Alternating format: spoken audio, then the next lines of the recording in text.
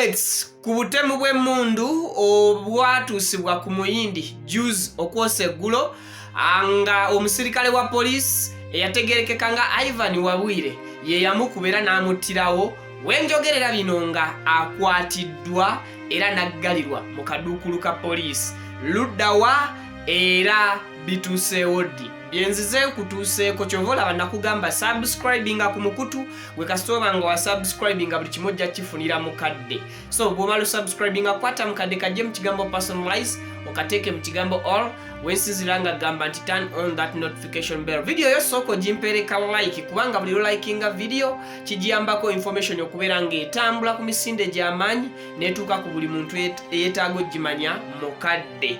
Yes. Comment section weringi kugulidde.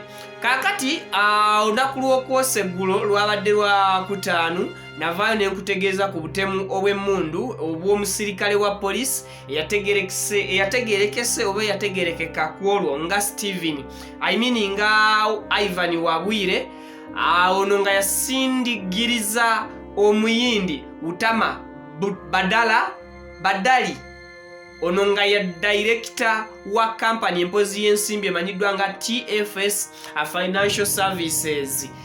Omuyindi ono kigambibwa nti yali yawola Ivan Wabwire omusirikale wa police sente era nga bwe nabikutegeeza nti ono yali azze kumubaliramu sente mmeka ze bali bamubanja. Ndi wano okukutegeeza nti police etegeezezza ng'eyita mu mwogezi waayo Patrick Onyango nti akwatiddwa mu Busia district oba mu bitundu bye Busia. Olunaku olw'eggulo police era yafulumiza lipooti ku butemu buno netegeeza nti emmundu eyakozesebwa mu ttemu lino teyali ya Ivan Wabwire era nti Ivan Wabwire omusirikale wa police ono yatemula omuyindi nti yali yagibba oba yagisooberera ku munne amanyiddwa nga Kopolo Steven Mulambo.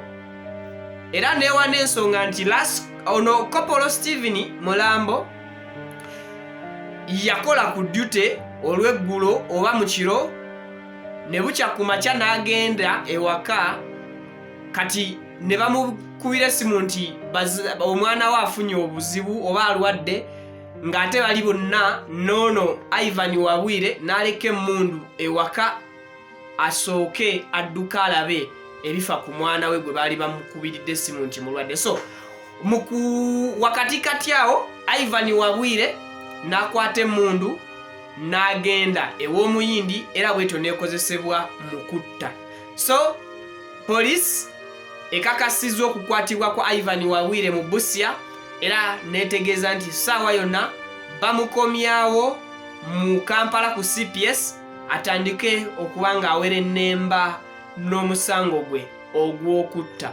Era n'okujjukizaako nti Ivan ono Wabwire omusirikale wa police yali yawerebwa okuddamu okukwata emmundu okumala emyaka 6 emabega okusinziira ku poliisi nga bwe yannyonnyodde olunaku lw'eggulo.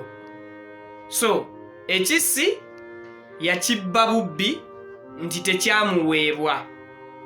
Engeri gye kiri nti yalina obuzibu ku mutwe ng'era ebbanga eryo lyonna baamugaana okukwata ku kisi n'akisooberera era n'akikozesa mu kutta omuyindi.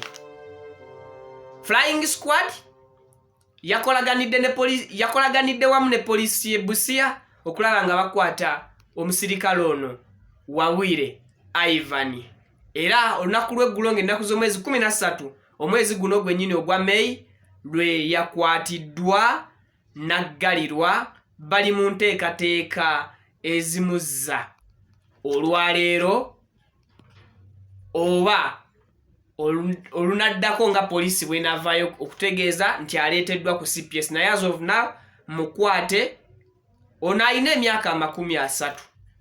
I think byonna byobadde weetaaga okumanya mbikutegeezezaako. Subscribinga ku Vika Exclusive osobola okubeera ng'ofuna information latest, information eyeesigika, information etuuka mukadde amawulire gagwirawo wetugakuweera subscribinga likinga commentinga bino bigambo bya omwogezi wa police akabenje kano oba obutemu buno bwe bwagwirawo byayogera.